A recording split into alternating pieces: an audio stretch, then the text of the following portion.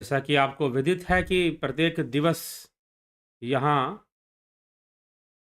Live चर्चा का कार्यक्रम होता है और आज भी यह कार्यक्रम शुरू हो रहा है, प्रारंभ हो रहा है। तो आज का जो विषय है विवेक चूड़ामणि से यह विषय लिया जा रहा है और विषय है, क्या आत्मा शून्य है?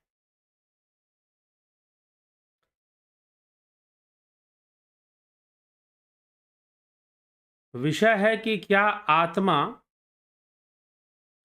शून्य है या नहीं? शून्य का यहाँ पर अर्थ क्या है?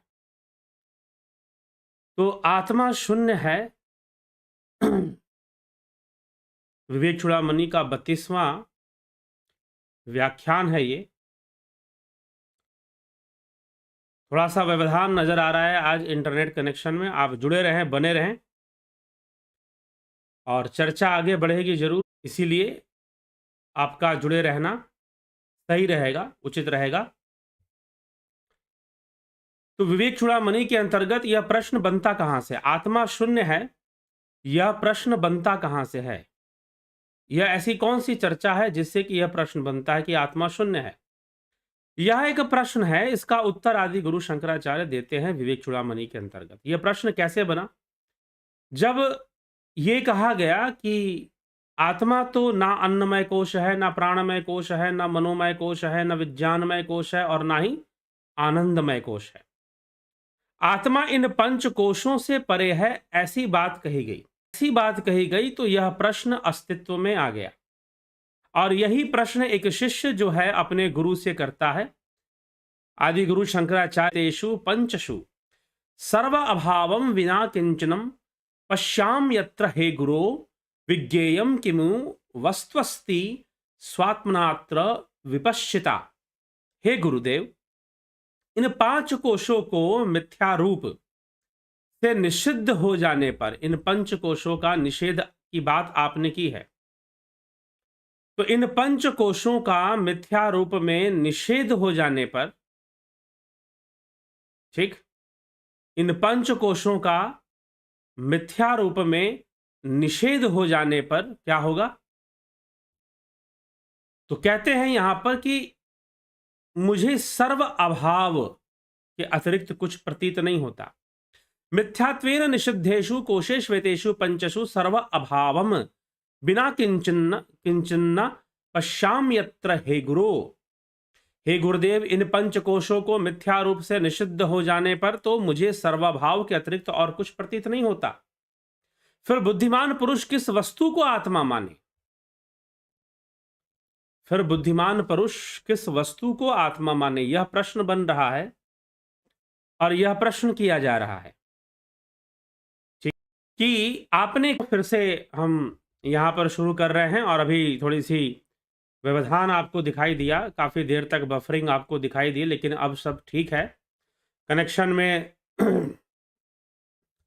थोड़ी प्रॉब्लम आ गई थी, अब सब सही है। तो चलिए अपनी चर्चा को हम आगे बढ़ाते हैं और चर्चा को ले जाते हैं आगे की ओर। तो चर्चा का विषय है आत्मा, क्या आत्मा शून्य है?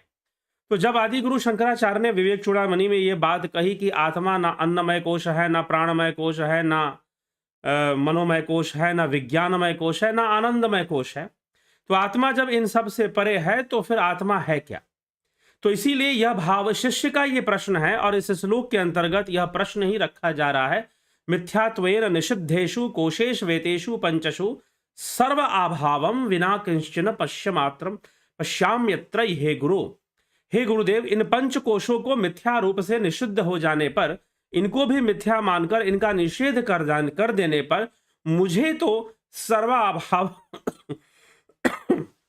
सर्व अभाव की प्रतीति होती है। सर्व अभाव की प्रतीति होती है अर्थात शून्यता के भाव बनता है। यहां पर सारे भाव, कोई भाव वहां नहीं रहेगा, सारे भाव खत्म हो जाएंगे, भावातीत अवस्था बन जाएगी और वह अवस्था शून्य के समान होगी, सर्व अभाव होगी। तो कहीं ना कहीं शून्य कहने का प्रयास यहां पर किया जा रहा है शिष्य के द्वारा, क्योंकि ना वहां पर अन्नमय कोश है, ना वहां प्राणमय कोश है, ना मनोमय कोश, ना विज्ञानमय कोश और ना ही आनंदमय कोश। सारा जीवन तो इसी में है ना। जहां प्राण ही ना हो, मन ही ना हो, बुद्धि ही ना हो, तो वो जीवन कैसा होगा? वो जीवन कैसा होगा फिर? वो तो जीवन ना के बराबर होगा। तो इसीलिए वह शून्य के समान है। कुछ ऐसा शिष्य का कहना है और इसी पर उसका प्रश्न है। तो आदि गुरु शंकराचार्य उत्तर देते हुए इसको कहते हैं, सत्यमुक्तम त्वया विद्वन्निपुनो अशी विचारणे अहमादि विकारास्ते तद्भावो अयमप्यनु। हे विद्वान, तू बहुत ठीक कहता है, विचार करने में तू बहुत कुशल है, और जैसे अहंकार आदि तेरे विकार है, वैसे ही उनका अभाव भी है। विकार भी है और अभाव भी है। सर्वे ये नानुभुवन्ते यह स्वयं नानुभूयते तमात्मानं वेदितारम विधि बुद्धया सुसूक्ष्मया।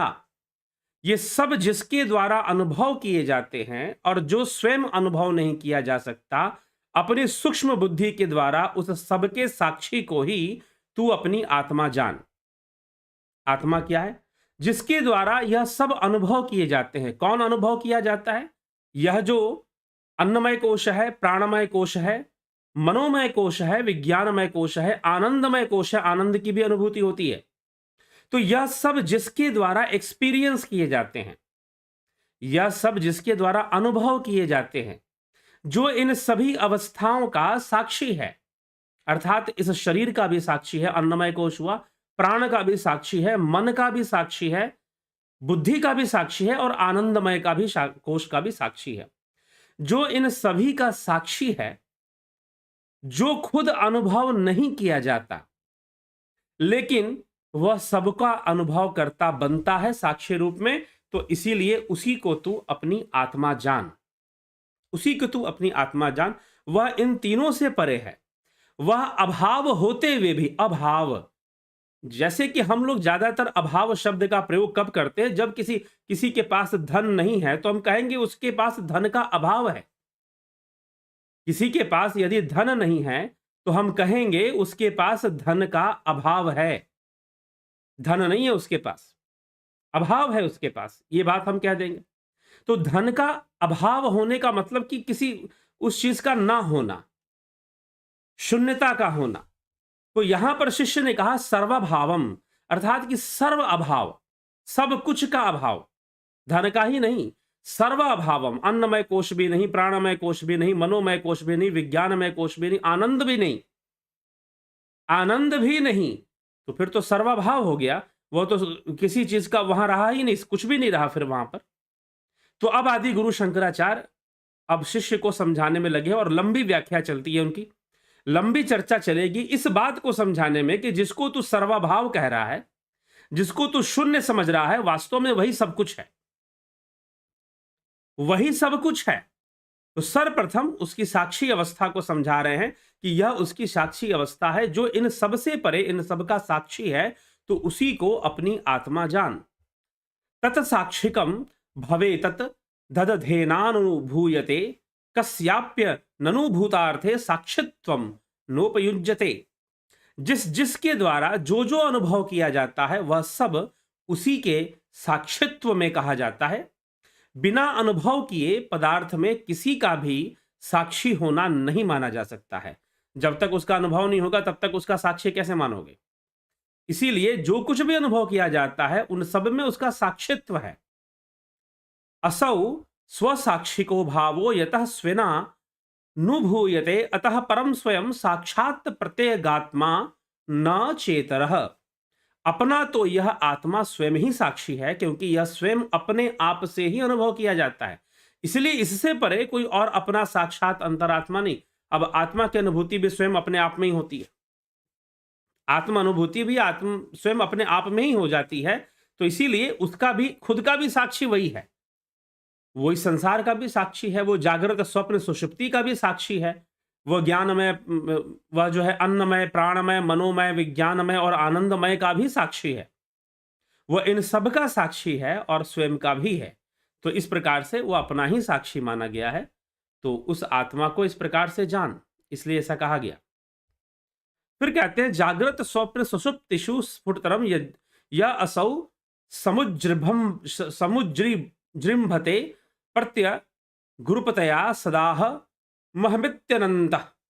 स्फुरन्नयकधा अर्थात जागृत, स्वप्न, सुषुप्ति, इन तीनों अवस्थाओं में जो अंतःकरण के भीतर सदा मैं रूप से, अहम अहम रूप से अनेक प्रकार स्फुरित होता हुआ प्रत्येक रूप से स्पष्टतया प्रकाशित होता है, जो अनेक रूप से स्पष्टतया प्रकाशित होता है और अहंकार से लेकर प्रकृति के इन नाना विकारों को साक्षी रूप से देखता है, नित्य चिदानंद रूप से स्फुरित होता है, उसी को तू अंतःकरण युक्त आत्मा जान, उसी को तू अपना वास्तविक स्वरूप समझ, जिससे यह बुद्धि प्रकाशित होती है, अर्थात जिससे बुद्धि को सकाश प्राप्त होता है, जिससे बुद्धि को चेतना प्राप्त होती है, जिससे यह मन सक्रिय हो रहा है, जिससे यह मन जो है यह सक्रिय हो रहा है, जिससे यह मन सक्रिय हो रहा है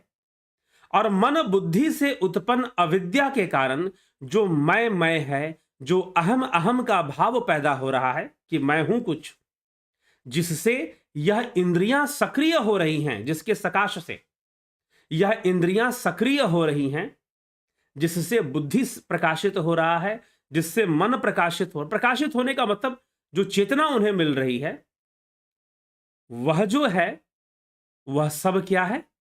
वह सब तू उस साक्षी आत्मा को ही जान और वही तेरा स्वरूप है। इसलिए तू अपने आप को ही आत्मा जान, स्वयं को ही आत्मा जान। तू ही आत्मा है और वही तेरा स्वरूप है। बाकी सब तो बाह्य विषय है। आत्मा उसके लिए साक्षी है, लेकिन वो स्वयं उस रूप में नहीं है, क्योंकि वह मिथ्या विषय है। अन्नमय विषय भी मिथ्या है, मनोमय विषय भी मिथ्या है, प्राणमय विषय भी मिथ्या है, प्राणमय कोश भी मिथ्या है, अन्नमय कोश भी मिथ्या है। यह सारे मिथ्या विषय हैं। तो इसलिए जागृत, स्वप्न, सुषुप्ति की अवस्थाएं भी मिथ्या हैं।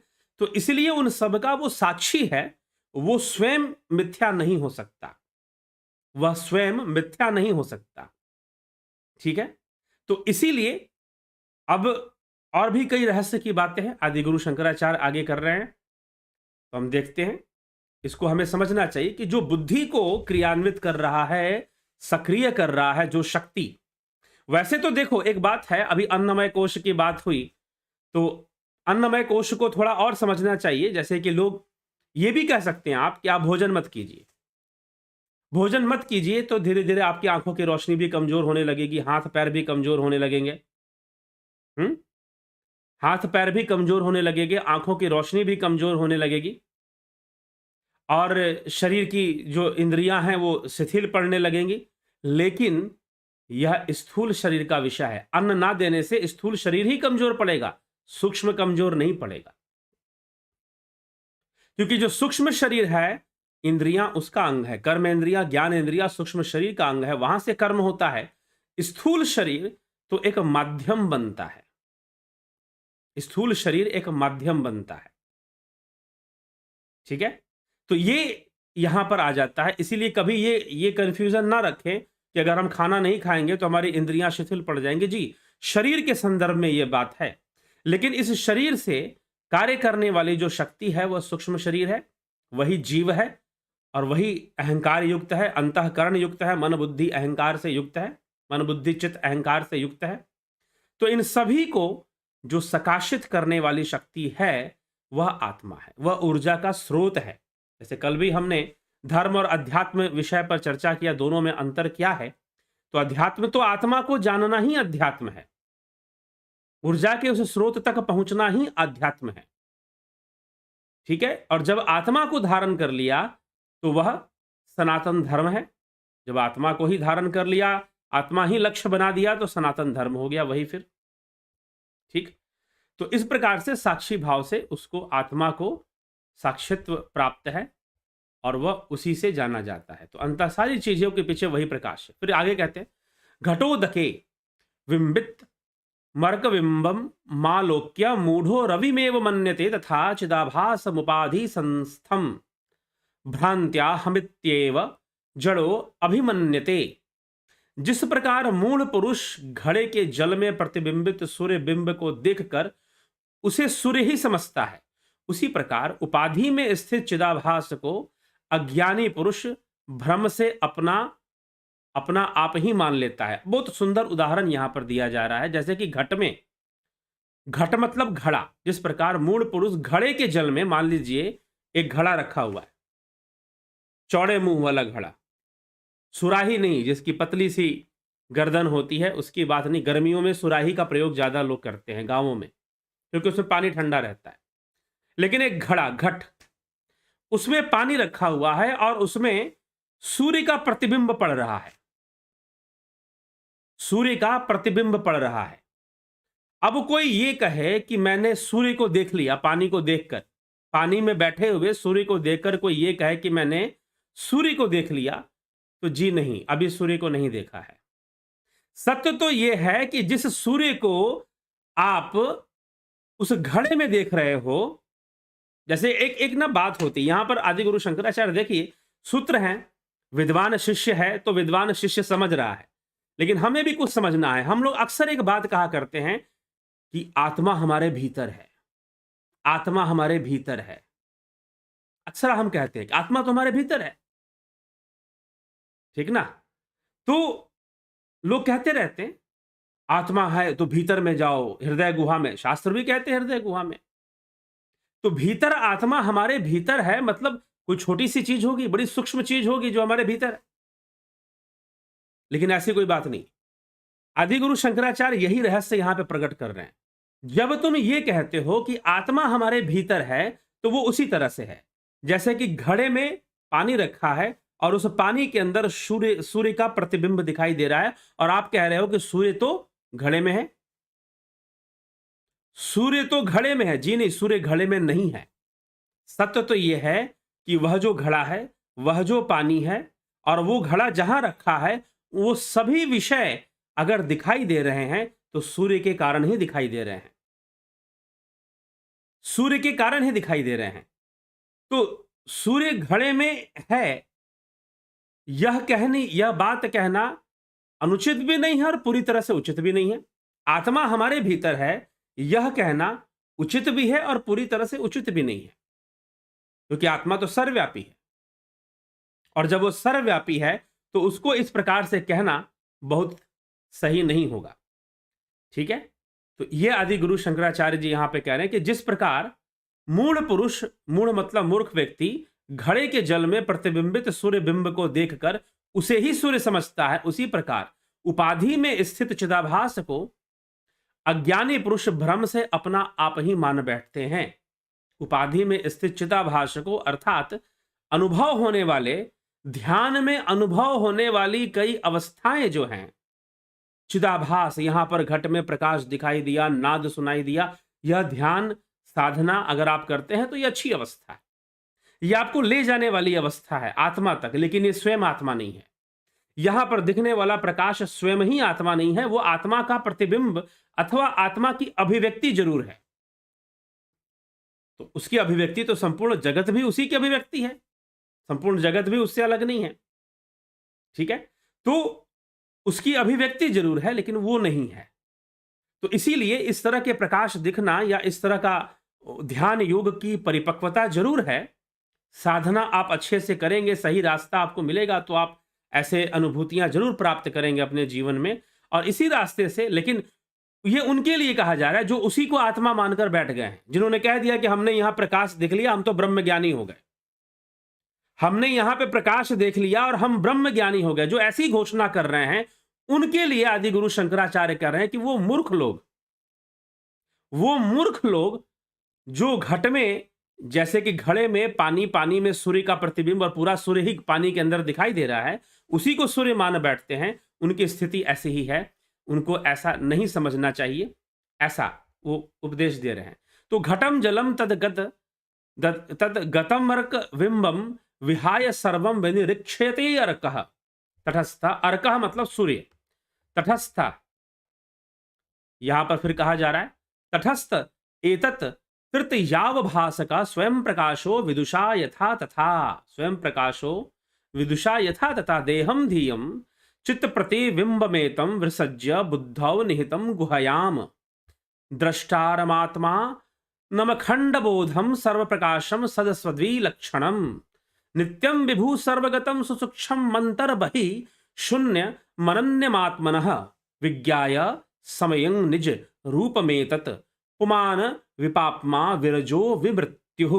विद्वान पुरुष, घड़ा, जल, उसमें स्थित सूर्य का प्रतिबिंब, इन सब को छोड़कर जैसे इन तीनों के प्रकाशक इनके पृथक और स्वयं प्रकाश रूप सूर्य को देखता है, इन सब का जो प्रकाशक है, इन सब का जो प्रकाशक है, घड़ा हो गया, घड़े में स्थित जल हो गया, घड़ा जहां रखा गया है वो दृश्य हो गया, और घड़े में के पानी में पानी हो गया, और पानी में दिखाई देने वाला सूर्य का प्रतिबिंब हो गया। जो ज्ञानी व्यक्ति है वो इन सब को छोड़ देगा और ऊपर जो सूर्य है उसकी ओर अपनी दृष्टि रखेगा, क्योंकि उसके प्रकाश से ही ये सारी चीजें दिखाई दे रही हैं। उसके प्रकाश से ही, सूर्य के प्रकाश से ही ये सारी चीजें दिखाई दे रही हैं। इसीलिए उसके भीतर सूर्य का प्रतिबिंब अगर दिखता है तो उसे सूर्य मान के मत बैठ जाओ। इसीलिए आत्मा भीतर है, प्रतिबिंब रूप में भीतर है। वैसे तो वो सर्वव्यापी है, ठीक है। कुछ इस तरह का कॉन्सेप्ट आदि गुरु शंकराचार्य यहां पर दे रहे हैं, और वही सब कुछ है, क्योंकि उसके होने से ही यह सारे मिथ्या जगत जितना भी है उसके होने से ही है, ठीक है। तो ये इस प्रकार से यह संसार का मिथ्यात्व बता रहे हैं, और वास्तव में जो सत्ता है वो सूर्य रूपी आत्मा की सत्ता है। तो यही वही यहां पर समझाने का प्रयास किया जा रहा है कि इन तीनों को छोड़कर बुद्धि गुहा में स्थित साक्षी रूप उस आत्मा को अखंड बोध स्वरूप, सबके प्रकाशक और सत असत दोनों से भिन्न, नित्य विभु, सर्वगत, सूक्ष्म, भीतर बाहर के भेद से रहित, अपने आप से सर्वथा अभिन्न, इन सबसे अभिन्न है मन बुद्धि चित्त अहंकार से, और इन पंचकोशों से जो अभिन्न, जो भिन्न है, लेकिन वो स्वयं में अभिन्न है, हमसे वो कहीं भी अलग नहीं है, इसलिए उसे अभिन्न कहा जा रहा है। इन सबसे भिन्न होकर अपने आप में अभिन्न को, अभिन्न आत्मा को भली भांति अपने निज रूप में जानकर पुरुष, जीव पाप रहित हो जाता है, जीव पाप रहित हो जाता है, निर्मल हो जाता है, अमर हो जाता है। विशेष विशोक आनंद घनो विपश्चित स्वयं कुतश्चिन्न विभेति कश्चित, नान्यो अस्ति पंथा भवबंध मुक्तेर विना स्वतत्व वगमम मोक्षो। वह अति बुद्धिमान जीव शोक रहित और आनंद घन रूप हो जाने से कभी किसी से भयभीत नहीं होता।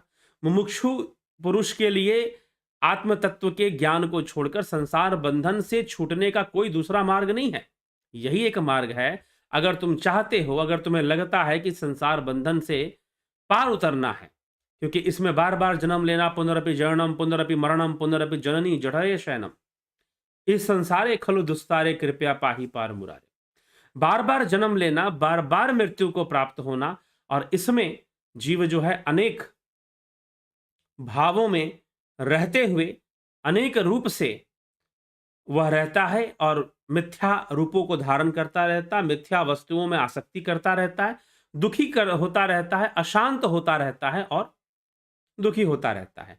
यह जीव की गति इस प्रकार से चलती रहती है, ठीक है। इसीलिए जीव को चाहिए कि वह अपनी दिशा को आत्मा की ओर मोड़ ले, उस ओर चलना शुरू करे, उसके ज्ञान के प्रति वह गंभीर हो जाए और उसको ओर चले। भले वो संसार में है, संसार में ही रहना है, उसे पंचकोशों का बंधन है, उसे मन बुद्धि चित्त अहंकार का भी बंधन है, ये सारे बंधन उसके हैं, लेकिन उस बंधन में रहते हुए उसे उस बंधन से निकलने के प्रयास में रहना है और उस आत्मा को जानने का प्रयास करना। और ये कोई समय लगता है, अभ्यास करते करते योगी पहुंचता है, जानता है उस तत्व को, ठीक।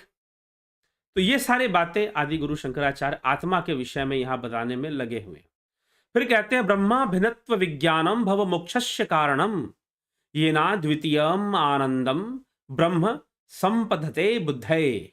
ब्रह्म और आत्मा के अभेद का ज्ञान ही, ब्रह्म और आत्मा के अभेद का ज्ञान ही भवबंधन से मुक्त होने का कारण है।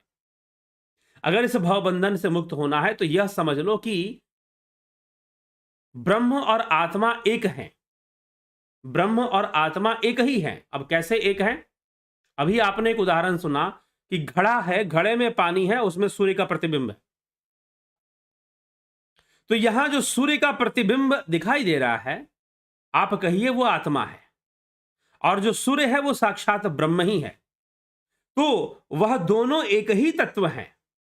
वहां पर वह प्रतिबिंबित है और ऊपर आकाश में वो प्रतिबिंबित नहीं है।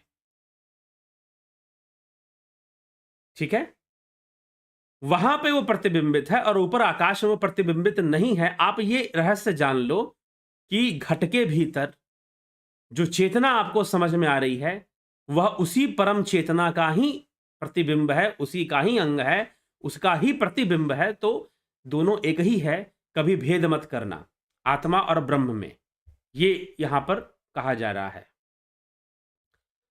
तो ब्रह्म और आत्मा के अभेद का ज्ञान ही भव बंधन से मुक्त होने का कारण है, जिसके द्वारा बुद्धिमान पुरुष अद्वितीय आनंद स्वरूप ब्रह्म पद को प्राप्त कर लेता है। ब्रह्म भूतस्तु संसृत्ते विद्वानावर्तते पुनः विज्ञात्वे मतः सम्यग् ब्रह्माभिन्नत्वा मात्मनः। ब्रह्म भूत को जाने पर, ब्रह्म भूत हो जाने पर, ब्रह्मलीन हो जाने पर, कहने का मतलब ये, विद्वान एक ज्ञानी फिर जन्म मरण रूप संसार चक्र में नहीं पड़ता। इसलिए आत्मा का ब्रह्म से अभिन्नत्व भली प्रकार जान लेना चाहिए कि आत्मा और ब्रह्म में कोई भिन्नता नहीं है, अभिन्नत्व को जानना चाहिए। सत्यम ज्ञानम अनंतम ब्रह्म विशुद्धम परम स्वतः सिद्धम नित्यानंदैक रसम प्रत्यग्ग भिन्नम निरंतरम जयति। ब्रह्म सत्य ज्ञान स्वरूप और अनंत है। ब्रह्म सत्य ज्ञान स्वरूप और अनंत है। वह शुद्ध सत्यम ज्ञानम अनंतम ब्रह्म विशुद्धम परम स्वतः सिद्धम, वो स्वतः ही सिद्ध है। ब्रह्म सत्य ज्ञान स्वरूप है, अनंत है, वह शुद्ध पर स्वतः सिद्ध नित्य एकमात्र आनंद सस्वरूप प्रत्यक्ष और अभिन्न है तथा निरंतर उन्नतिशाली है। वह हमेशा निरंतर जयति, उसकी हमेशा ही जय है, वो हमेशा ही विजेता है। इसलिए वह आनंद देने वाला सत्यम ज्ञानम अनंतम ब्रह्म विशुद्धम परमम स्वतः सिद्धम, वह स्वतः सिद्ध है, उसे किसी सिद्धि की आवश्यकता नहीं है। वह ब्रह्म, वह ज्ञान स्वरूप है, ठीक, सत्य है, विशुद्ध है, परम है। इस प्रकार से अनेक शब्द यहां पर लिखे जा रहे हैं ब्रह्म के लिए, और वह ब्रह्म ही आत्मा है। दोनों में कोई भेद नहीं है। इस भेद को खत्म कर कर अभिन्नता का ज्ञान, ब्रह्म और आत्मा के अभिन्नता का ज्ञान हो जाना चाहिए। ब्रह्म और आत्मा के एकत्व बोध से या उनके अभिन्नत्व बोध से ही भावबंधन से मुक्ति संभव है, अन्यथा संभव नहीं है। और यह कहना कि वह अभाव है, अभाव नहीं, वह तो पूर्ण काम पूर्ण भाव है। भावनाओं की वहां पूर्णता हो जाती है। वहां पर उस अवस्था को प्राप्त कर जीव को अब कुछ नहीं चाहिए। नहीं तो संसार में बहुत कुछ चाहिए, धन चाहिए, रिश्ते नाते चाहिए, बहुत कुछ चाहिए, बहुत कुछ चाहिए। तो इसीलिए यह हमें थोड़ा सा विचार कर कर इस विषय में जो बताया, आगे भी इस विषय में ब्रह्म और जगत की एकता के बारे में आदि गुरु शंकराचार्य चर्चा करते हैं, उस पर भी देखेंगे क्या कहा गया है, कैसे समझाया गया। तो ये सारे विषय हैं। तो आत्मा शून्य है। आत्मा शून्य संसार के संदर्भ में कहा जा सकता है, जहां पर इन पंच कोशों की चर्चा हो रही है, परंतु वह अपने आप में पूर्ण है। वह शून्य नहीं, वह अभाव नहीं, वह पूर्ण भाव है। ठीक है, संपूर्ण भावनाओं की पूर्णता समाधि में हो जाती है, आत्मस्थिति में हो जाती है, संपूर्ण भावों की पूर्णता हो जाती है। तो कुछ इच्छा नहीं रहती। फिर भावबंधन से मुक्ति तो तभी होगी ना जब कोई इच्छा नहीं रहेगी, कोई कामना नहीं रहेगी।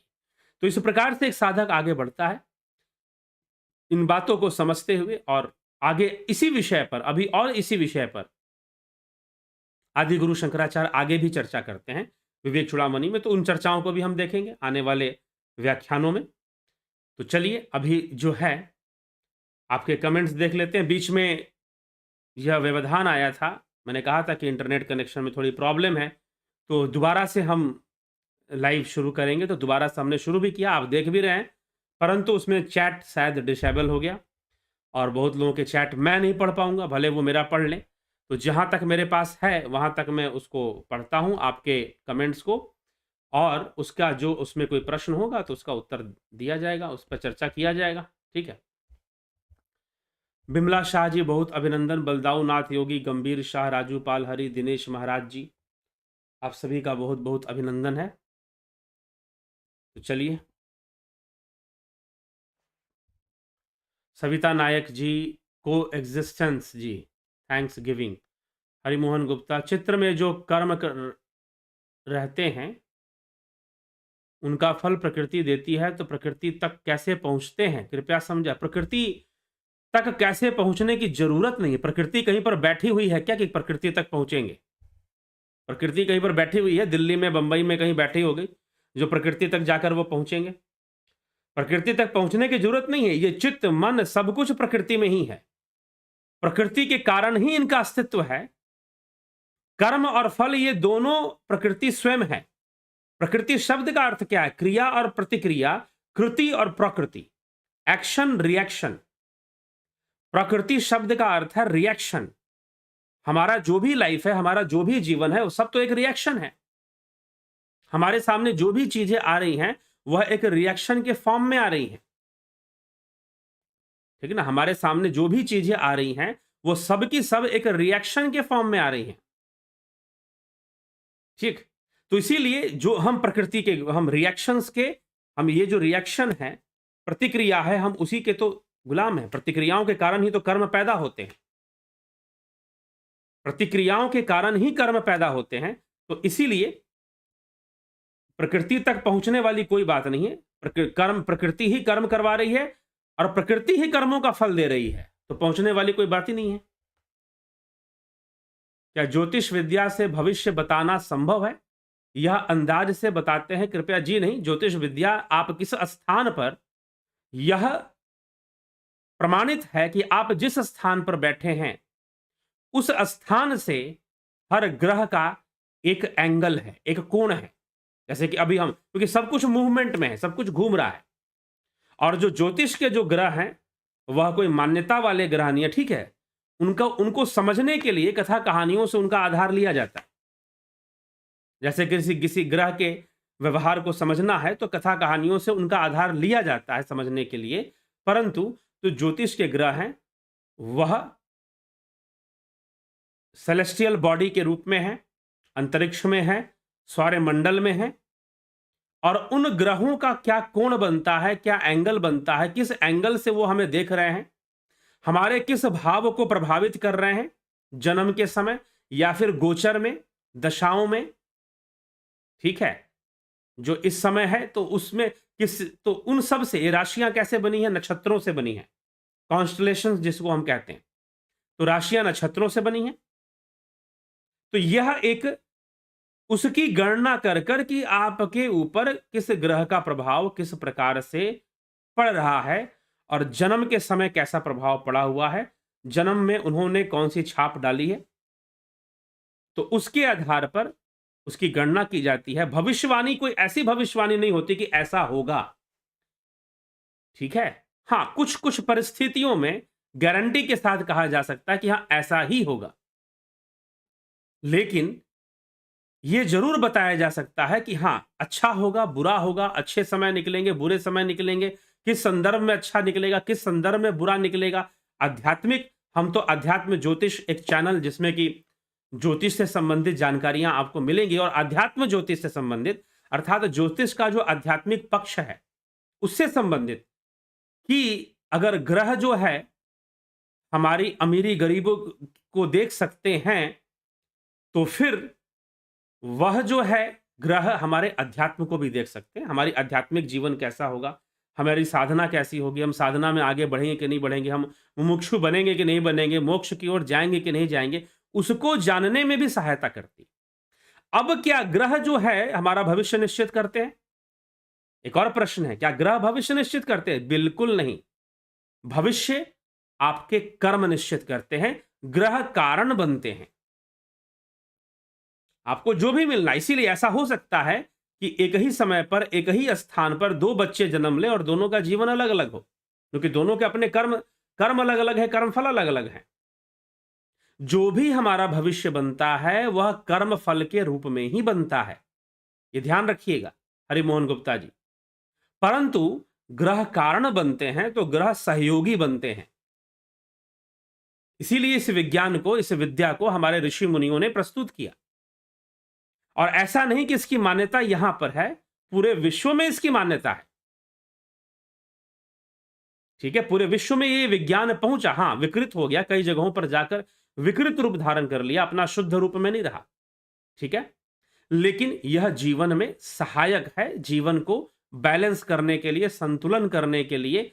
इसलिए ज्योतिष 6 शास्त्रों में, वेदांगों में एक वेदांग है। 6 वेदांगों में ज्योतिष एक वेदांग है। ठीक है, चलिए, बस यह है कि उसकी समझ कैसी है वो हमें समझना चाहिए। जितेंद्र साहू जी, अध्यात्म ज्योतिष चैनल का लिंक शेयर कर दीजिए। पिछली बार मैंने किया था। ठीक है, अभी उसमें वीडियोस नहीं हैं ज्योतिष संबंधित, लेकिन आने शुरू हो जाएंगे बहुत जल्द। विक्रम सिंह और गौरव जी की तरफ से बहुत बहुत अभिनंदन दोनों लोगों का। अर्जुन चौहान जी, गौरव जी, बहुत अभिनंदन आपके इस सहयोग के लिए। रामनिवास मीना जी, योगेंद्र पंडित जी, शंकर प्रसाद, रमेश पेशवानी, आत्मा सागर की तरफ अनंत है जिसका कोई फाइनल इनिशियल पॉइंट नहीं। ठीक है जी, माधुरी कोले जी, रूपलाल विश्वकर्मा जी, टीआर राठिया जी, किरीट शाह जी, कल आपका धर्म और अध्यात्म का सत्संग बहुत अद्भुत था। आपने विषय को अच्छा न्याय देकर सबको उत्कंठित किया। बहुत बहुत आभार किरीट शाह जी, जरूर लाभ उठाइए। चितरंजन बरुआ जी, गणेश पवार जी, हरिमोहन गुप्ता जी, मृत्यु निश्चित है तो क्या उसको टाला जा सकता है? जैसे लोग बोलते हैं दवा टाइम से नहीं हुआ या मंत्र जाप से संभव है। दवा टाइम से नहीं हुआ, मृत्यु अगर निश्चित है तो उसको कैसे टाला जाएगा? टाला तो उसको नहीं जा सकता, लेकिन फिर भी अगर कुछ परिवर्तन लाए जाए तो उसको कुछ समय के लिए टाला जा सकता है। जिसका जन्म हो गया उसकी मृत्यु निश्चित है। भगवान कृष्ण भी यही बात अर्जुन से कहते हैं कि जिसका जन्म ध्रुव है, निश्चित ध्रुव मतलब निश्चित, उसकी मृत्यु निश्चित है। तो टाले जाने का मतलब ही नहीं है। हाँ, कुछ समय के लिए, हाँ, टाले जाने का मतलब कुछ समय के लिए उसको इधर उधर किया जा सकता है। अगर कुछ कर्मों में फेरबदल आ जाए, कुछ कर्मों का योग ऐसा बन जाए तो उसको बिल्कुल किया जा सकता है, संकल्प से, अपनी तपस्या से। ठीक है, और कुछ योगों से उसको थोड़ा बहुत इधर उधर हो सकता है। हर परिस्थिति में नहीं, कुछ परिस्थितियों में, कुछ परिस्थितियों में ऐसा संभव है। क्योंकि वास्तव में जो कुछ भी है, जन्म मृत्यु सब कर्म के कारण है ना। तो कर्मों में वो शक्ति है कि अगर कर्मों में बदलाव ला दिया जाए तो उसमें भी परिवर्तन आ जाएगा।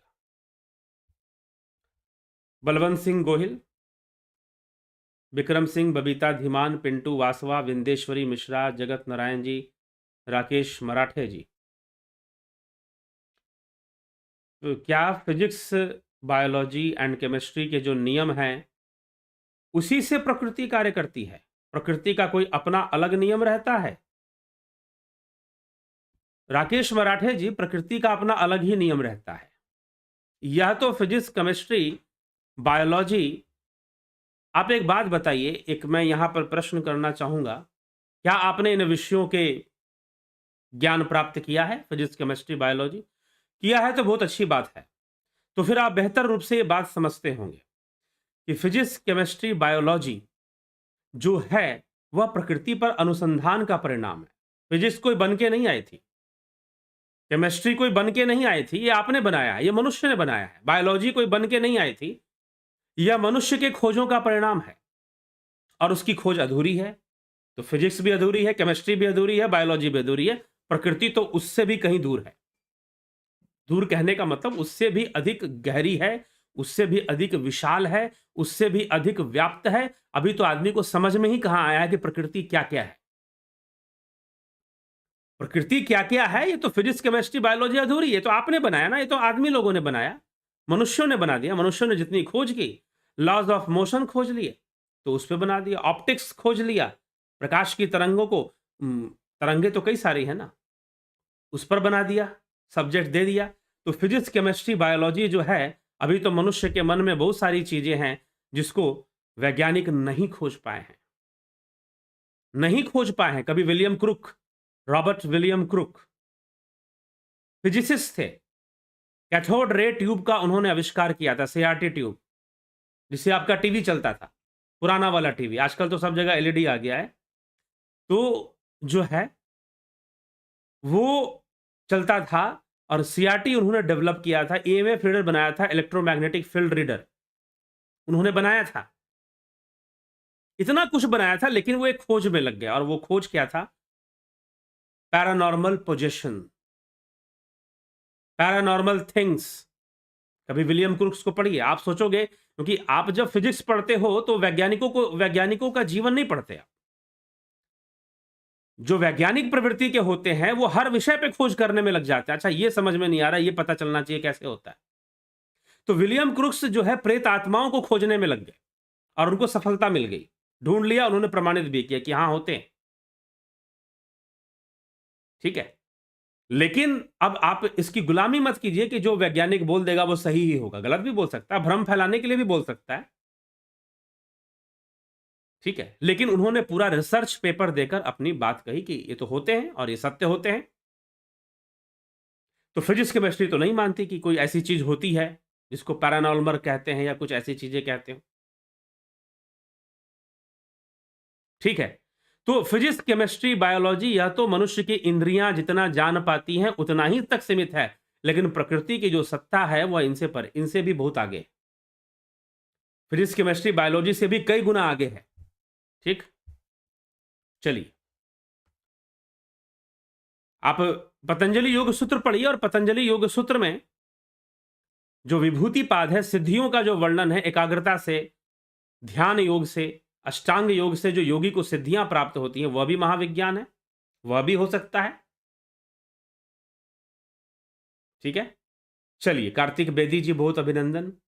क्या मेडिटेशन के टाइम भूत प्रेत के खतरा होता है? अगर हां तो उससे कैसे बचें? मेडिटेशन के वक्त और इन जनरल भी? इन जनरल ये तो एक अलग विषय है, आपके ऊपर ऐसी समस्या है तो आप बात कीजिए। अगर आपके ऊपर भूत प्रेत आदि कुछ समस्या है तो आप चर्चा कर सकते हैं। यह सब एक सूक्ष्म रूप है, साइकोलॉजिकल फॉर्म है सारी की सारी, भूत प्रेत आदि जो भी हैं, तो आप उन पर चर्चा कीजिए। और मेडिटेशन के समय होता नहीं जी, बिल्कुल नहीं होगा, क्यों नहीं होगा? अगर आप अपनी मन मर्जी से मेडिटेशन करेंगे, कुछ भी करेंगे, तो समस्या आ सकती है। अगर विधिवत ध्यान योग करेंगे, यहां जो ध्यान योग का जो कोर्स है, अगर वो करेंगे तो फिर ऐसी किसी समस्या का सामना नहीं करना पड़ेगा। अगर होगा भी तो उसका समाधान मिल जाएगा। अपनी मन मर्जी से अगर हम मेडिटेशन करने लग जाते हैं तो कई तरह की साइकोलॉजिकल प्रॉब्लम्स भी आती हैं, और भूत प्रेत आदि कुछ लोग कहते हैं कि ऐसी समस्याएं, तो अपनी मन मर्जी से कई बार हम पूजा पाठ में भी लोगों की दिक्कत हो जाती है। कई लोग बोलते हैं कि हम जो है हनुमान जी की पूजा करने बैठते हैं तो हमारा शरीर कांपने लग जाता है, हमारे ऊपर ही हनुमान जी आके बैठ जाते हैं। हनुमान जी को ऐसे आने की क्या जरूरत? हनुमान जी भला ऐसे क्यों आएंगे? इसके ऊपर पीछे जो प्रेतात्मावाद है, पैरानॉर्मलिज्म का जो प्लेलिस्ट है उसमें जाइए, इस पे बहुत सारी चर्चाएं हुई हैं इसी विषय पर, पोजेशंस के ऊपर, क्या देवी देवता किसी के देह पर आते हैं, इन विषयों पर चर्चा हो चुकी है, काफी हुई है। ठीक है, तो अगर आप सही तरीके से, सही गाइडेंस में अगर आप ध्यान योग करेंगे तो ऐसी समस्या नहीं आएगी, ऐसी समस्या का समाधान हो जाएगा। ठीक है, ये चीज है। बाकी इन जनरल अलग अलग लोगों के साथ अलग अलग समस्याएं हैं। अगर आपकी कोई ऐसी समस्याएं हैं तो आप बात कर लीजिए, चर्चा कर लीजिए। ठीक है, तो चलिए इसी के साथ अब विचारों को विराम देंगे, क्योंकि मेरे पास अभी तक यहीं तक कमेंट्स हैं, इसके आगे नहीं है, और समय भी हो चुका है। तो कल फिर 9 बजे 9 PM लाइव चर्चा में जरूर उपस्थित होइए, मिलिए और अटेंड कीजिए, ज्वाइन कीजिए और इसका लाभ उठाइए। बहुत बहुत आभार आप सभी का। ध्यान योग का जो कोर्स है उसको आप ज्वाइन कर सकते हैं। 29 दिसंबर से यह ध्यान योग का कोर्स शुरू होगा, आप ज्वाइन कर इसका पूरा पूरा लाभ उठाइए। तो बहुत बहुत आभार आप सभी का।